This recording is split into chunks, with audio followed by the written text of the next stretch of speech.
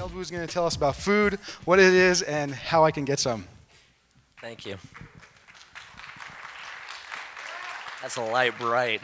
So we take food granted, and we take it for granted that we know where we can get food, and we take it for granted that we know what food is. I'm not going to tell you the story of food. I'm just going to introduce the tip. And many of us are becoming more aware of our food sources due to negative long-term health effects seen in our population, as well as short-term effects seen in recent food recalls and outbreaks of tainted food. We must change our attitudes towards food and the current consumer culture that we've created. So why do we eat less produce, and why do we eat less fresh food? Are Americans eating fewer fruits and vegetables because they have a shorter shelf life than processed foods? We learn to eat from our parents at an early age, but I don't think this is true anymore. Food comes from the earth and not from a drive-through. I don't believe that at all. We need to learn how to recondition our bodies to crave water instead of soda. And the larger the food source, the greater our risk of disease and sickness. And we're eating way too much corn. I've got a slide on this right here, corn. It's in everything we eat.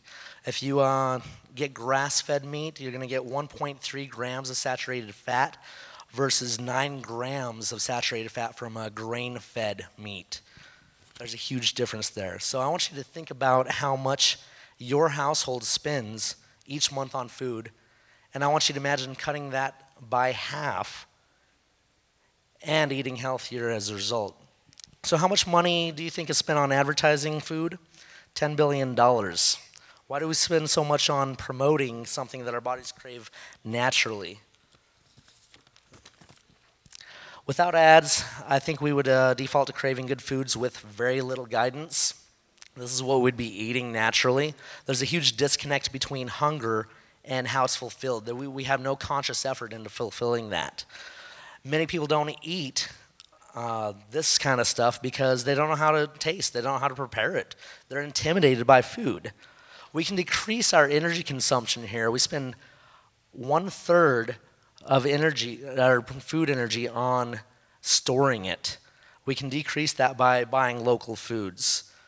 So I spend about $80 a month on feeding myself. That's 2 meals a day. I cut costs by reducing my meat consumption, my dairy consumption, and I eat a large variety of foods each meal.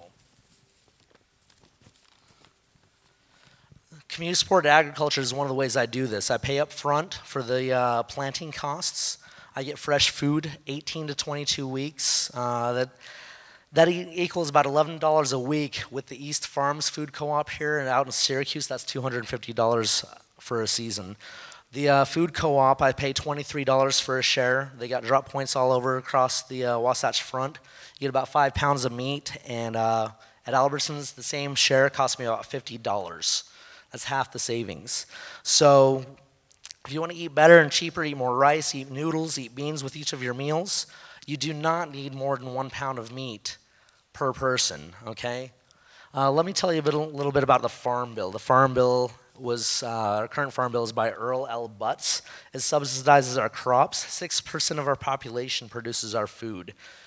Basically, we're subsidizing our Happy Meals and not subsidizing our healthy meals. It influences which crops are going to be grown, such as corn and soy.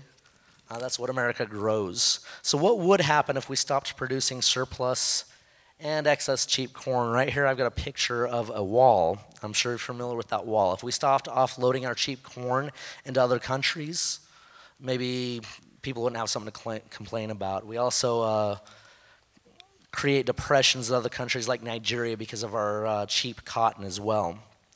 So when you consume, what all of you consume directly affects what choices are made available for others, for the rest of us here. So you all need to vote with your dollar, please.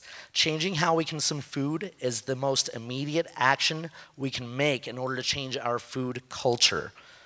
We need to provide better food education, and we need to create variety in our diets, keep a diary of what you eat, spend more money in the local community, And I want to reiterate this. What we put in our bodies directly affects our neighbors and the next generation. Thank you.